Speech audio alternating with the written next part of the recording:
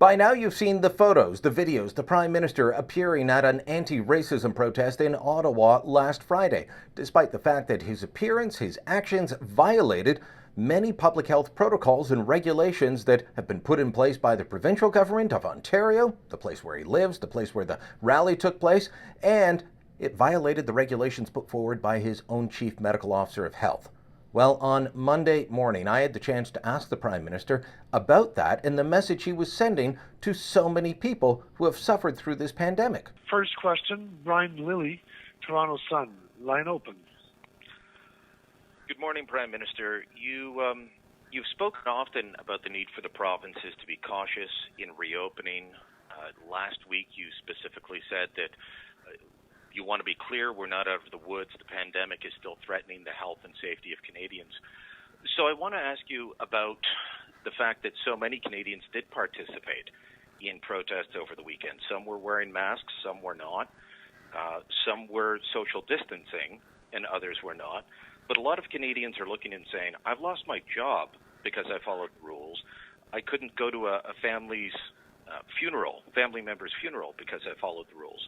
What do you say to Canadians who are sitting and saying, I understand the issues of racism, I understand the issues the protesters were raising, but I've lost out on nearly 3 months of my life due to this. Can you continue to support the lockdown measures that have been in place?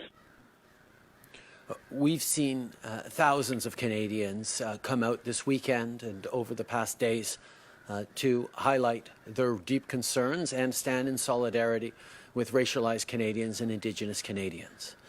Again, as you pointed out, we saw many efforts made to wear masks, to continue social distancing. It is important that we follow public health advice throughout, even as we protest and demonstrate in order to create a better world. We have to get that balance right, and I continue to exhort Canadians to do just that. Steps from where you took a knee, though, Prime Minister, there was an Ottawa restaurant allowing customers to eat their pizza socially distanced on a patio. They're facing an $880 fine for violating the same emergency orders that you violated, that many of the people at the protest violated. So can you continue to say that we've got to have these lockdown measures in place when there is obviously a difference of how they are applied between people meeting on their driveways, people eating pizza, and people protesting?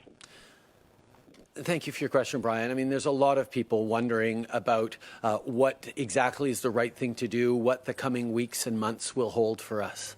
One of the things that we've seen very clearly from other jurisdictions, including places like South Korea and others, where a strong handling of the crisis at the beginning has given way to some resurgences here and there, is that as we loosen some of the population control measures, as people are returning to work, in some ways seeing businesses reopen, we need to step up in other ways. We need to continue socially distancing. We need to wear masks where appropriate.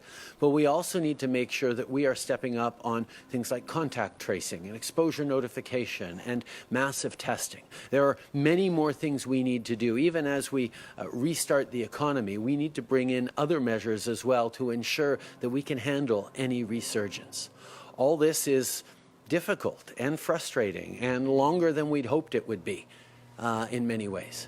But at the same time, we know that the cost of having to return into social isolation, return into lockdown because of a massive resurgent is not one that anyone wants to bear, which is why we are being very cautious going forward, and we continue to encourage people to follow all public health advice and guidance. And at the end, after not answering the first question or the last, the Prime Minister says we should follow all public health protocols. Well, if he had done that, we wouldn't actually have seen him at the protest because it violated those protocols. This is not a call for the protest never to have happened or a call for protesters to be charged. I'll point out that the protesters at Queen's Park for the last 6 weeks have not faced charges. The so-called COVIDiots in Toronto's Trinity Bellwoods Park, some 10,000 people, did not face charges. They didn't get tickets. My point is that when the politicians tell us to do one thing and then do another themselves, or they let one set of people have a certain set of rules and the rest have to follow a different set, people stop following what the politicians say. They lose buy-in. And when it comes to something like a pandemic and making sure that folks do stay at home, that they do social distance, they need to have public support. And with the actions of the last few days, the inactions of so many politicians, that public support is disappearing. And don't expect it to come back anytime soon if a second wave hits.